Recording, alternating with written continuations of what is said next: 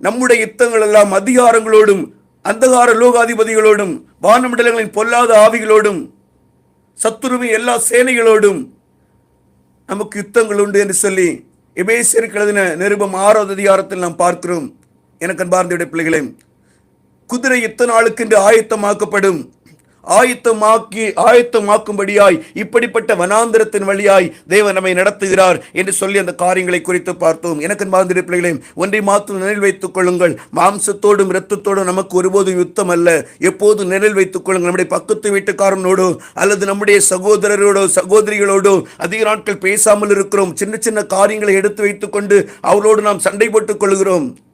ஒரு பெரிய பகையாளியிடம் காட்ட வேண்டிய பெரிய காரியங்களை நம்முடைய உடன் பிறந்த சகோதரோடு மாறி மாறி அடி வைத்து சண்டை வைத்து பெரிய பிரச்சனைகளை செய்து கொண்டிருக்கிறோம். எனக்கு அன்பார்ந்த பிள்ளைகளே, ஒருபோதும் எப்போதும் நினைவில் வைத்துக் கொள்ள வேண்டும், நம்முடைய யுத்தங்கள்